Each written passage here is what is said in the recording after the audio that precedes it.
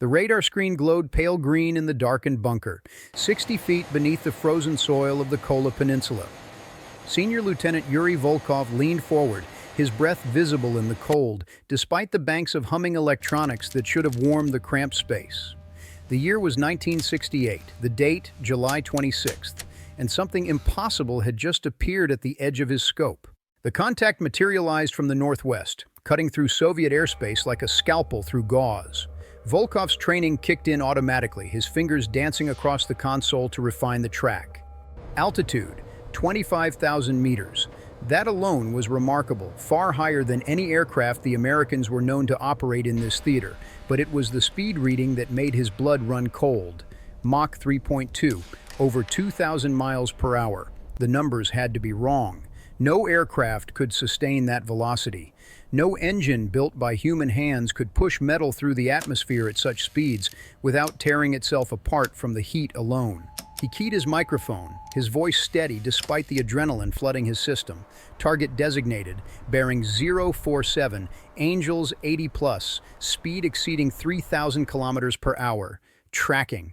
The acknowledgement came back immediately from the battery commander, followed by the order Volkov had been waiting for. Weapons free. Somewhere above him, the massive SA-5 Gammon missiles were already rotating on their launchers, their guidance radars painting the impossible target with invisible energy. The S-200 system was the pride of Soviet air defense, designed specifically to reach the unreachable, to kill the unkillable. Its missiles carried warheads the size of small automobiles, packed with enough explosive to vaporize anything within 100 meters of detonation. Volkov watched the track advance across his screen with mechanical precision. The target showed no deviation, no evasive maneuver, no acknowledgement whatsoever that it had been detected. This infuriated him in a way he couldn't quite articulate. Every other American aircraft, from the lumbering B-52s to the nimble F-4 Phantoms, reacted when Soviet radar found them. They jinked, they dove, they ran for the safety of international airspace. This contact did none of those things. It simply continued on its trajectory as if the most sophisticated air defense network on Earth were nothing more than a minor inconvenience, a fly to be ignored. If you're finding this account of Cold War aviation warfare compelling, take a moment to subscribe to the channel. There's much more to come about the machines and men who fought in the shadows. The launch command came at 0917 local time. Volkov felt the bunker shudder as the first missile left its rail, followed seconds later by a second and then a third. The SA-5 Gammon accelerated with savage fury, climbing through the atmosphere on a pillar of white fire. Its solid fuel rocket motor pushed the weapon to speeds approaching Mach 4, fast enough to catch anything that flew. Fast enough, Soviet engineers had promised, to finally end the impunity with which American reconnaissance aircraft violated the motherland's borders. Volkov tracked the missiles as they climbed, their signatures bright and angry on his display. He tracked the target as well, that infuriating constant presence that refused to acknowledge its own impending destruction. The geometry was good. The intercept solution was solid. In 30 seconds, perhaps less, the sky would fill with fire and falling metal, and the Americans would finally learn that Soviet airspace was not to be violated without consequence. The missiles reached apogee and began their terminal dive. Volkov's throat tightened. This was the moment of truth, the instant when all the calculations and training and technology converged into a single point of destruction. He watched the distance between missile and target shrink on his scope. 10 kilometers, 5, 2, and then the missiles were past. He blinked, certain he had misread the display. But no, the data was unambiguous. All three SA-5s had detonated behind the target, their massive warheads wasting their fury on empty sky. The nearest had exploded more than a mile astern of the American aircraft. The target itself continued on its track without the slightest deviation, as if nothing had happened, as if the most powerful surface-to-air missiles in the Soviet arsenal were nothing more than fireworks, pretty to watch, but utterly without consequence. Volkov slumped in his chair, a cold understanding settling into his bones. They had done everything right. The detection had been clean, the track solid, the launch perfectly timed. The missiles had performed exactly as designed, reaching their maximum velocity and detonating at the precise, calculated intercept point. And it hadn't mattered. The target was simply too fast. By the time the missiles arrived at the predicted intercept coordinates, the American aircraft had already moved beyond them, carried forward by its own impossible momentum. The aircraft he had just failed to kill was the Lockheed SR-71 Blackbird, and nothing in the Soviet arsenal could touch it. The story of how the Blackbird came to exist is itself a testament to American engineering audacity. In the late 1950s, the Central Intelligence Agency had faced a crisis. Their primary reconnaissance platform, the U-2 spy plane, had been built on two assumptions that proved dangerously wrong. The first was that Soviet radar was ineffective at high altitude. The second was that the USSR lacked missiles capable of reaching 70,000 feet. The U-2's very first flights over Soviet territory shattered both illusions. The Soviets tracked everything, and they were getting better at it every month. The solution came from the mind of Clarence Kelly Johnson, the legendary engineer who ran Lockheed's Skunk Works. If altitude alone couldn't protect a reconnaissance aircraft, then speed would have to. Johnson proposed something unprecedented, a manned aircraft capable of sustained flight at Mach 3, speeds at which the friction of air molecules would heat the aircraft's skin to over 500 degrees Fahrenheit. Such temperatures would melt aluminum like butter. They would warp steel and fracture titanium. Every material known to aerospace engineering would fail under those conditions. Johnson solved the problem by essentially inventing a new kind of airplane. The SR-71 structure was built almost entirely from titanium, a metal so difficult to work that simply machining it required revolutionary new techniques. The irony was not lost on American intelligence. The vast majority of the titanium used to build the Blackbird was secretly purchased from the Soviet Union itself, laundered through shell companies and false export documents. The Kremlin was unknowingly supplying the raw material for the very aircraft that would torment them for decades. But titanium alone wasn't enough. The real breakthrough came in the Blackbird's propulsion system, a hybrid engine that operated unlike anything before or since. At subsonic speeds, the Pratt & Whitney J58 functioned as a conventional turbojet, compressing air and burning fuel in a rotating combustion chamber. But at high Mach numbers, something extraordinary happened. The compressor blades effectively became useless, unable to spin fast enough to handle the air rushing into the inlet. The engine transformed into a ramjet, bypassing the complex internal machinery entirely. Air entered the inlet, mixed with fuel, and detonated in a continuous explosion that turned the tailpipe into a rocket nozzle. This explained the phenomenon that so baffled Soviet radar operators. In a normal jet, higher speeds meant higher fuel consumption as the engine worked harder to compress the incoming air. But the Blackbird actually became more efficient as it accelerated. Above Mach 2.8, the aircraft entered what pilots called the sweet spot, a flight regime where the engines were essentially riding their own shockwave, surfing on a cushion of superheated air. The faster it went, the less fuel it burned per mile. Soviet analysts stared at the data in disbelief. They had built the MiG-25 Foxbat specifically to kill this aircraft, pushing jet engine technology to its absolute limits. But the MiG-25 was a sprinter, capable of brief dashes at Mach 2.8 before its engines overheated. The Blackbird was a marathon runner that could sprint forever. The cockpit of an SR-71 was a pressurized vessel designed to keep two humans alive in an environment only slightly less hostile than outer space. The crew wore full pressure suits, identical in design to those used by astronauts, capable of keeping them alive if the cockpit depressurized at 85,000 feet. At those altitudes, the sky above was black, stars visible in the daytime, the curvature of the Earth clearly evident on the horizon. The crew sat in this surreal environment for hours at a time, monitoring instruments that tracked everything from engine inlet temperatures to the threat receivers that warned of enemy radar. The Reconnaissance Systems Officer, or RSO, sat in the rear cockpit surrounded by defensive electronics. When Soviet tracking radars locked onto the Blackbird, warning tones would fill the crew's headsets. The RSO would immediately engage the aircraft's jamming systems, sending out false signals designed to confuse the enemy's targeting computers. But the Blackbird's greatest defense was neither stealth nor electronic warfare. It was pure brute force speed. When a missile was detected, the RSO often switched off the jammers entirely. At Mach 3 plus, there was a very real risk that a radar homing missile might actually lock onto the jamming signal and follow it to the source. Better to simply outrun the weapon than to give it anything to chase. Major Jerry Crew, an RSO who flew numerous missions over Soviet-monitored territory, described the experience with typical military understatement. When the threat receiver lit up, indicating a surface-to-air missile launch, the procedure was simple. The pilot pushed the throttles forward. The twin engines, already burning at full military power, surged into afterburner. The airspeed indicator climbed past Mach 3.2, 3.3, 3.4, and the missile, that technological marvel of Soviet engineering that had cost millions of rubles to develop and build, simply fell behind, unable to keep up with a crewed aircraft that was somehow faster than the weapons designed to destroy it. The physics of missile interception at these speeds were brutally unforgiving. A surface-to-air missile like the SA-5 could reach Mach 4, significantly faster than the Blackbird. But that speed advantage was largely theoretical. The missile had to climb from ground level to 80,000 feet, while simultaneously accelerating to intercept velocity. By the time it reached the Blackbird's altitude, most of its fuel was exhausted. Its motor burned out.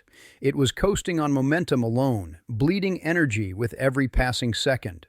The Blackbird, meanwhile, was still accelerating, its engines drinking jet fuel at the rate of 1,000 gallons per hour, but converting that fuel into raw kinetic energy with terrifying efficiency. Even if a missile somehow achieved a perfect intercept geometry, arriving at the predicted kill zone with fuel to spare, the thin atmosphere at extreme altitude made maneuvering nearly impossible. Air-to-air missiles rely on aerodynamic control surfaces to adjust their trajectory. At 80,000 feet, the air was so thin that those surfaces had almost nothing to bite into. A missile traveling at Mach 5 in such conditions could barely turn. If the Blackbird pilot simply applied a few degrees of bank, altering course by a mile or two, the missile could not follow. It would sail past, close enough perhaps for its proximity fuse to detonate, but far enough that the warhead's fragments would disperse harmlessly in the vacuum-like air. Soviet engineers understood this problem. They weren't fools, and they hadn't survived decades of Cold War aerospace competition by ignoring mathematical reality. Their solution was to build missiles with enormous warheads, so large that even a near miss would be lethal. The S-200 Angara system, NATO designation SA-5 Gammon, carried a fragmentation warhead weighing 217 kilograms, surrounded by a ring of preformed metal fragments designed to shred anything within the blast radius. Later versions were rumored to carry low-yield nuclear warheads, a tacit admission that conventional explosives simply couldn't guarantee a kill against such a fast-moving target. The problem was that the Blackbird rarely passed within the kill radius. Again and again, Soviet batteries tracked the intruder, calculated the intercept, launched their missiles, and watched in frustration as the target slipped away. By some estimates, more than 4,000 missiles were fired at SR-71 aircraft during the type's operational career. Not one of them scored a hit. Not a single Blackbird was ever lost to enemy action. The Soviet Air Force tried a different approach: manned interception. If missiles couldn't catch the Blackbird, perhaps a fighter aircraft could.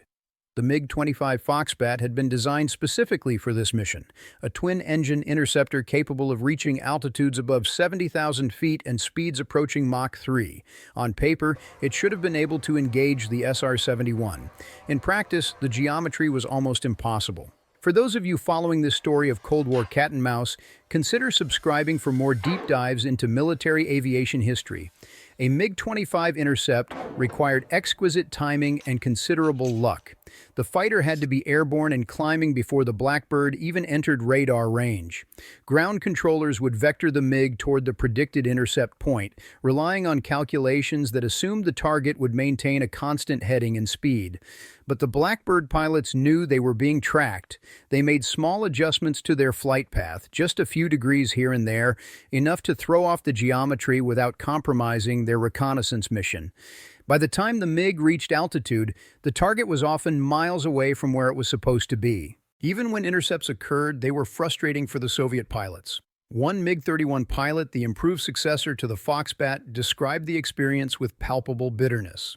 The procedures for a successful intercept were crazy and completely inadequate when considered against the threat posed by the SR-71's spy flights. The speed and altitude of the American aircraft, he said, simply hypnotized everyone. Soviet fighters would struggle up to their maximum ceiling, engines screaming at the edge of their operational envelope, and find the Blackbird still above them, still untouchable, still surveying Soviet territory with absolute impunity. The Swedes had somewhat better luck, though this was largely because the SR-71s passing through their airspace on Baltic Express missions followed predictable routes. Swedish Air Force Saab Viggen fighters would be vectored to precise intercept points by ground-based radar controllers who had learned to predict exactly where the Blackbird would appear. Out of 322 recorded missions between 1977 and 1988, Swedish pilots managed to achieve missile lock on the SR-71 in 51 of them. But even this was a hollow victory. With a combined closing speed of Mach 5, the lock-on window lasted only seconds. Had they actually fired, there was no guarantee. Indeed, there was considerable doubt that their missiles could have tracked and hit a target maneuvering at such extreme speeds. The psychological impact on Soviet air defense personnel was profound. These were men who had trained their entire careers to protect the motherland from American aggression. They operated some of the most sophisticated weapon systems on Earth, systems that could reliably destroy any other aircraft in existence. And yet here was this single American aircraft appearing at will, flying wherever it pleased, photographing whatever it wanted, and departing without so much as a scratch. The helplessness was corrosive. Radar operators would simply log the track and watch it go, knowing there was nothing they could do. The Blackbird became a legend in Soviet ranks, a ghost that couldn't be caught, a technological specter that mocked their every effort. The investigation into how to defeat the Blackbird consumed thousands of engineering hours and billions of rubles. Soviet scientists analyzed every scrap of intelligence they could gather, trying to understand how the Americans had achieved the impossible. Early theories bordered on science fiction. Perhaps the aircraft was powered by nuclear reactors, which would explain its seemingly unlimited range. Radiation detectors on Soviet border patrols were deployed to check for isotope trails in the Blackbird's wake. They found nothing. Another theory proposed that the aircraft was actually a rocket-powered glider, similar to the American X-15 research vehicle, dropped from a mothership at extreme altitude. This too proved false.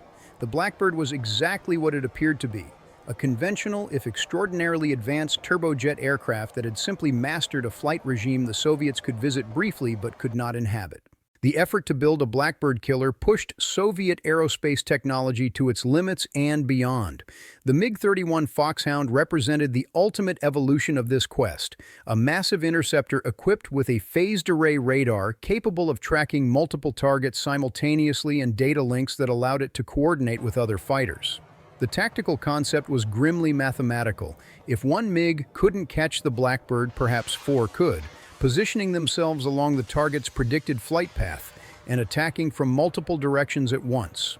The Americans would have to turn to evade one missile, which would expose them to another. Even this strategy had fatal flaws. The Blackbird's route was never perfectly predictable. Its pilots had considerable discretion in adjusting their flight path, and they used it. A course change of just a few degrees, sustained over several hundred miles, could put the aircraft miles away from where the MiGs expected it to be, and the intercept window remained vanishingly small. At a closing speed of Mach 5, the difference between a hit and a miss was measured in fractions of a second. A radar lock that wavered for even an instant would result in a missile that detonated harmlessly in empty sky. The psychological dimension of this technological duel extended far beyond the radar rooms and cockpits. At the highest levels of Soviet military and political leadership, the Blackbird represented something deeply troubling, evidence of fundamental American superiority in key aerospace technologies. Soviet propaganda consistently portrayed the United States as a decadent and declining power, technologically stagnant and morally corrupt. The Blackbird made a mockery of such claims. Here was an aircraft that flew faster, higher, and more reliably than anything the Soviet Union could build or even conceive. Its very existence was an insult to communist ideology, a daily reminder that American capitalism could produce miracles of engineering that Soviet central planning could not match. The cost of trying to match the Blackbird was staggering. Billions of rubles poured into air defense systems that could detect but not defeat the intruder. The S-300 system, which would eventually become one of the most capable surface-to-air platforms in the world, was developed in part because of the Blackbird's dominance.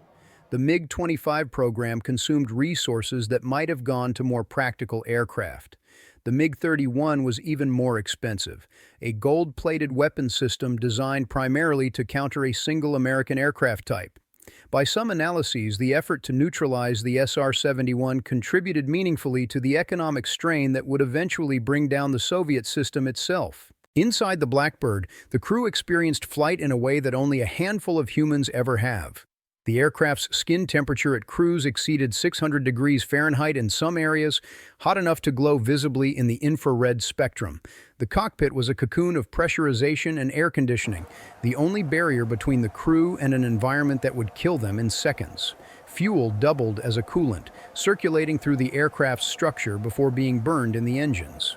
The airframe itself stretched several inches in flight as the metal expanded from the heat, a phenomenon that caused fuel to leak profusely on the ground, where the tanks didn't quite seal at normal temperatures. The sensation of speed was simultaneously overwhelming and strangely peaceful. At Mach 3, the Earth below seemed to flow like water, geography scrolling past at impossible rates.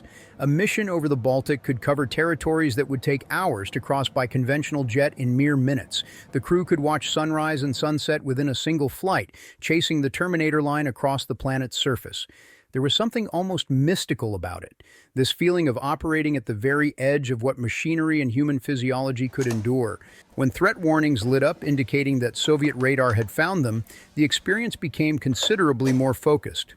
The RSO would call out the threat type and bearing, his voice calm and professional despite the implications. SA-5 active, 10 o'clock, 50 miles. The pilot's hands would move to the throttles, ready to push them forward into the afterburner detent if needed. But often, the Blackbird crew would simply maintain course and speed, knowing that no missile currently in flight could reach them. They had done the math. They knew the physics. They were untouchable, and everyone involved, American and Soviet alike, knew it. The missions themselves were intelligence-gathering operations of breathtaking scope. Cameras in the Blackbird's belly could photograph a swath of territory 70 miles wide with resolution sufficient to identify individual vehicles. On a single pass along the Soviet border, the aircraft could collect more imagery than an entire satellite constellation. And unlike satellites, which followed predictable orbits that the Soviets could anticipate and hide from, the Blackbird could appear anywhere, at any time, its exact route unknown until it arrived. This unpredictability drove Soviet air defense commanders to distraction, forcing them to maintain constant alerts across thousands of miles of frontier. The aircraft carried not only cameras, but also signals intelligence equipment capable of intercepting Soviet communications and mapping radar installations. When a SAM site painted the Blackbird with its tracking radar, the aircraft's electronic warfare suite recorded every parameter: frequency, pulse rate, power output.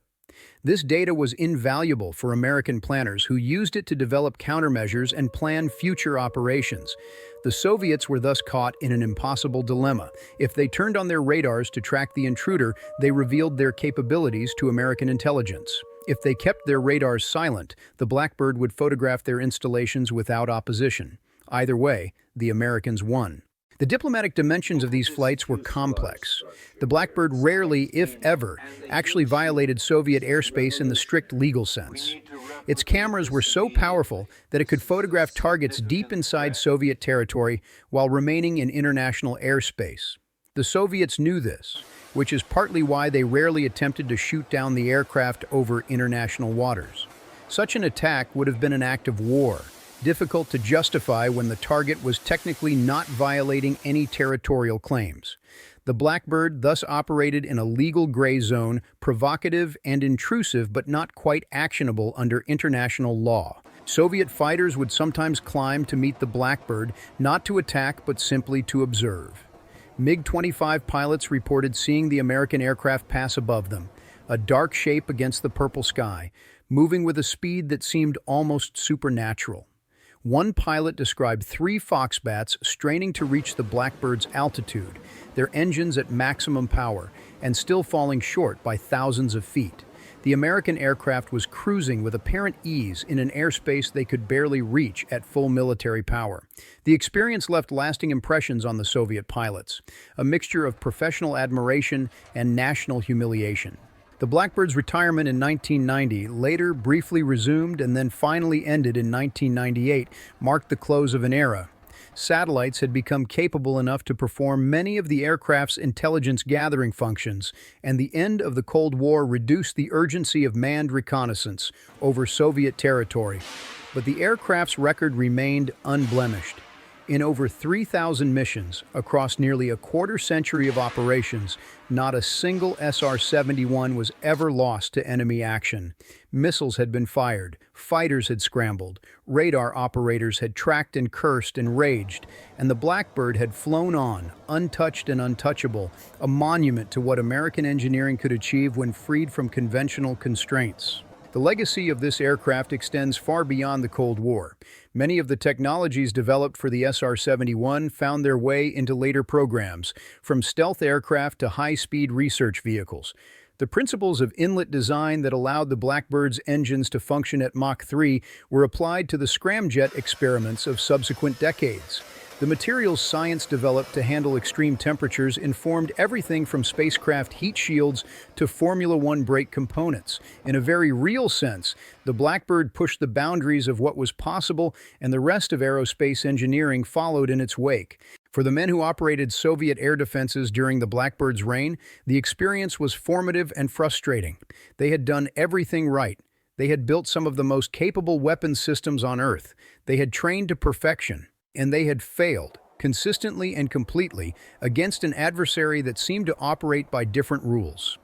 When Lieutenant Volkov watched those missiles detonate a mile behind their target on that July day in 1968, he understood something that would take years for his superiors to fully accept. Some problems cannot be solved with the tools at hand. Some enemies cannot be caught. Some targets are simply beyond reach. The Blackbird stands today in museums across the United States, its dark shape evoking wonder and curiosity in visitors who cannot quite believe that such a machine ever flew. The titanium skin has cooled. The engines are silent. The cockpits where pilots once rode through the edge of space are roped off and still. But the story lives on in the radar tapes and mission reports, in the memories of Soviet operators who tracked the ghost they couldn't catch, in the records of missiles that never found their mark. The SR-71 Blackbird was more than an aircraft. It was a technological checkmate, a weapon so far ahead of its time that decades of Soviet engineering couldn't produce a counter. It flew so fast that missiles couldn't catch it, and nothing in the end could bring it down. If this story of Cold War aviation has captured your imagination, subscribe to the channel for more deep explorations of military history's most fascinating technology. The skies above held many secrets during those tense decades, and there are many more stories waiting to be told.